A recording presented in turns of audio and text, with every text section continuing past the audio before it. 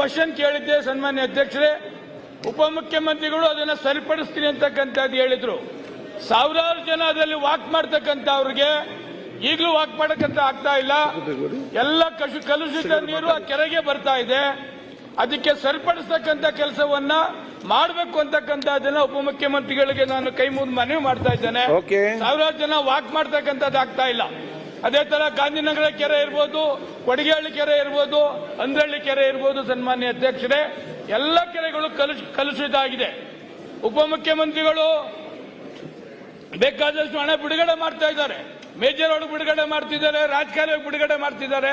ಆದ್ರೆ ಕೆರೆಗಳಿಗೆ ಕಲುಷಿತ ನೀರು ಹೋಗ್ತಕ್ಕಂಥದಕ್ಕೆ ಹಣ ಬಿಡುಗಡೆ ಮಾಡಬೇಕು ಅಂತಕ್ಕಂಥದ್ದನ್ನು ತಮ್ಮ ಮುಖಾಂತರ ಕೇಳ್ತಾ ಇದ್ದೀನಿ ಸನ್ಮಾನ್ಯ ಅಧ್ಯಕ್ಷರೇ. ನನ್ನ ಕ್ಷೇತ್ರದಲ್ಲಿ 5 ಕಸದ ಘಟಕಗಳಿದೆ ಸನ್ಮಾನ್ಯ ಅಧ್ಯಕ್ಷರೇ. ಉಪಮುಖ್ಯಮಂತ್ರಿಗಳು ಕಾರ್ಪೊರೇಷನ್ ಬಜೆಟ್ ನಲ್ಲೂ ಕೂಡ ಘೋಷಣೆ ಮಾಡಿದ್ದಾರೆ. ಮುಖ್ಯಮಂತ್ರಿಗಳು ಅವರ ಬಜೆಟ್ ನಲ್ಲೂ ಕೂಡ ಘೋಷಣೆ ಮಾಡಿದ್ದಾರೆ. 5 ಬೆಂಗಳೂರಲ್ಲಿ ಇರ್ತಕ್ಕಂಥ ಕಸದ ಘಟಕಗಳನ್ನ ಬೆಂಗಳೂರಿನ ಹೊರಗಡೆ ಶಿಫ್ಟ್ ಮಾಡ್ತೀವಿ ಅಂತಕ್ಕಂಥದ್ದು ಸನ್ಮಾನ್ಯ ಅಧ್ಯಕ್ಷರೇ. ಆದ್ರೆ 1 ವರ್ಷ ಆದ್ರೂ ಕೂಡ ಈ 5 ಕಸದ ಘಟಕಗಳು ಹೊರಗಡೆ ಶಿಫ್ಟ್ ಆಗ್ತಾ ಇಲ್ಲ. ಬಹಳ ಕ್ಷೇತ್ರಕ್ಕೆ ತೊಂದರೆ ಆಗ್ತಿದೆ ಸನ್ಮಾನ್ಯ ಅಧ್ಯಕ್ಷರೇ. ಮೂರನೇದು, ನನ್ನ ಕ್ಷೇತ್ರದಲ್ಲೇ ಸನ್ಮಾನ್ಯ ಮುಖ್ಯಮಂತ್ರಿಗಳು ಬಂದು ಭೂಮಿ ಪೂಜೆಯನ್ನ ಮಾಡಿದ್ರು ವಿಷ್ಣುವರ್ಧನ್ ಸಮಾಧಿಗೆ ಸನ್ಮಾನ್ಯ ಅಧ್ಯಕ್ಷರೇ. ಅದು ಬಾಲಕೃಷ್ಣ ನಟರಿಗೆ ಅವ್ರಿಗೆ 10 ಎಕರೆ ಜಮೀನನ್ನ ಕೊಟ್ಟಿರ್ತಕ್ಕಂಥದ್ದು. ಯಾರಿಗೂ ಹೇಳದೆ ನೈಟ್ ಆ ವಿಷ್ಣುವರ್ಧನ್ ಸಮಾಧಿನ ನೆಲಸಮ ಮಾಡಿರ್ತಕ್ಕಂಥದ್ದು. ವಿಷ್ಣು ಅಭಿಮಾನಿಗಳು ಸ್ಟ್ರೈಕ್ ಮಾಡ್ತಕ್ಕಂಥದ್ದು, ಮತ್ತೊಂದು ಎಲ್ಲ ಮಾಡ್ತಾ ಇರ್ತಕ್ಕಂಥದ್ದು. ಆ ಜಮೀನು ಬಾಲಕೃಷ್ಣ ಅವ್ರಿಗೆ ಕೊಟ್ಟಂತ ಜಮೀನು, ಆ ಜಮೀನಲ್ಲೇ ವಿಷ್ಣುವರ್ಧನ ಸಮಾಧಿ ಕೂಡ ಇತ್ತು.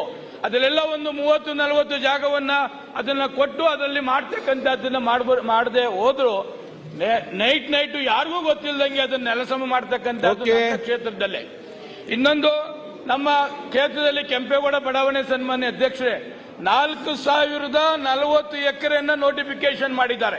ಅದರಲ್ಲಿ 2020 ಎಕರೆ ಮಾತ್ರ ಲೇಔಟ್ ಮಾಡಿದ್ದಾರೆ ಸನ್ಮಾನ್ಯ ಅಧ್ಯಕ್ಷರೇ.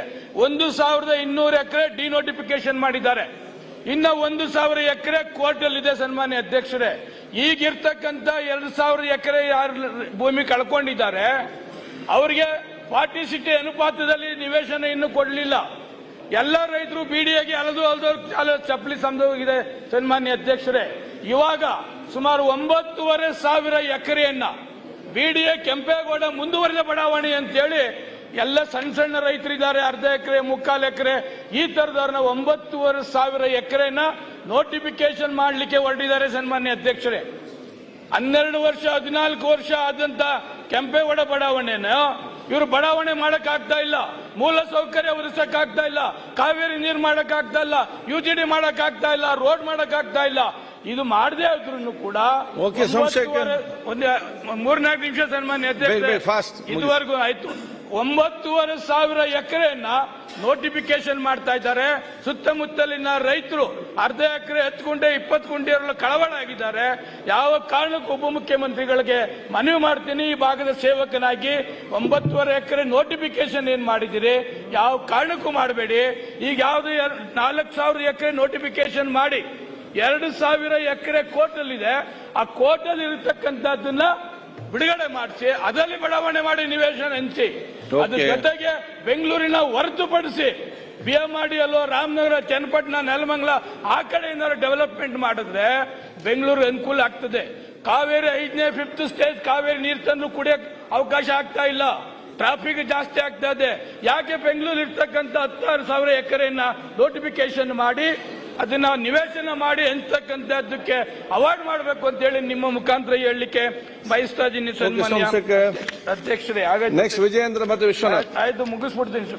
ನಮ್ದು ಮುಖ್ಯಮಂತ್ರಿಗಳು ಸುಮಾರು 100 ಕೋಟಿ ವೈಟ್ ಟಾಪಿಂಗ್ ಕೊಟ್ಟಿದ್ದಾರೆ ಸನ್ಮಾನ್ಯ ಅಧ್ಯಕ್ಷರೇ. ನಿಮ್ಮ ಹತ್ರ ಮಾಹಿತಿ ಬಹಳಷ್ಟಿದೆ, ಅದೆಲ್ಲರೂ ಕೂಡ ಮಾತಾಡಬೇಕಲ್ಲ. 2 ನಿಮಿಷ ಮುಗಿಸ್ತೇನೆ. ಮಲಸಂದ್ರ ಮತ್ತೆ ಕೋಟಿಪಳ್ಯ ಎರಡೂ ವೈಟ್ ಟಾಪಿಂಗ್ ಆಗಿದೆ ಸನ್ಮಾನ್ಯ ಅಧ್ಯಕ್ಷರೇ.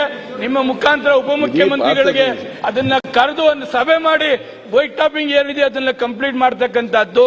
ಉತ್ರಳ್ಳಿ ರೋಡ್ ಸನ್ಮಾನ್ಯ ಅಧ್ಯಕ್ಷರೇ 8 ವರ್ಷ ಆಗಿದೆ, ಸುಮಾರು 65 ಕೋಟಿ ಅದನ್ನ ಹಾಕಿಸಿ ಇನ್ನೂ ಕಂಪ್ಲೀಟ್ ಮಾಡ್ತಾ ಇಲ್ಲ. ಅದು ಉಪಮುಖ್ಯಮಂತ್ರಿಗಳು ಇಲ್ಲೇ ಇದ್ದಾರೆ, ಅದನ್ನ ಸರಿಪಡಿಸಬೇಕು ಅಂತಕ್ಕಂಥದ್ದನ್ನು ಹೇಳಿ ಉಪಮುಖ್ಯಮಂತ್ರಿಗಳ ತಮ್ಮ ಮುಖಾಂತರ ಒಂದು ಅಭಿನಂದನೆ ಹೇಳ್ತೀನಿ ಸನ್ಮಾನ್ಯ ಅಧ್ಯಕ್ಷರೇ. ನನ್ನ ಕ್ಷೇತ್ರದಲ್ಲಿ ಪ್ರಥಮ ದರ್ಜೆ ಕಾಲೇಜು ಮಾಡ್ತಕ್ಕಂಥದಕ್ಕೆ ವಿಶ್ವೇಶ್ವರಯ್ಯ ಬಡಾವಣೆಯಲ್ಲಿ 5 ಎಕರೆ ಜಮೀನನ್ನ 1,20,00,000 ರೂಪಾಯಿ 22 ಕೋಟಿ ಕೊಡಬೇಕಾಗಿತ್ತು.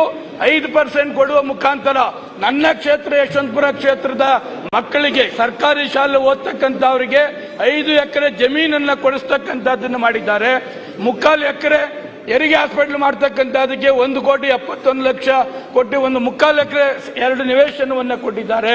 ಡೆವಲಪ್ಮೆಂಟ್ಗೆ ನಿಮ್ಮ ಮುಖಾಂತರ ಉಪಮುಖ್ಯಮಂತ್ರಿಗಳಿಗೆ ಧನ್ಯವಾದಗಳನ್ನು ಈ ಸಂದರ್ಭದಲ್ಲಿ ಹೇಳ್ತೇನೆ. ಧನ್ಯವಾದಗಳನ್ನು ಹೇಳಿ ಮಾತನ್ನು ಮುಗಿಸ್ತಾ ಕ್ಷಣ ಕ್ಷಣದ ಸುದ್ದಿಗಳಿಗಾಗಿ ಫ್ರೀಡಂ ಟಿವಿ ಸಬ್ಸ್ಕ್ರೈಬ್ ಮಾಡಿ, ಲೈಕ್ ಮಾಡಿ ಹಾಗೂ ಫಾಲೋ ಮಾಡಿ. ಹೊಸ ಸುದ್ದಿಗಳ ನೋಟಿಫಿಕೇಶನ್ಗಾಗಿ ಬೆಲ್ ಐಕಾನ್ ಮೇಲೆ ಕ್ಲಿಕ್ ಮಾಡಿ.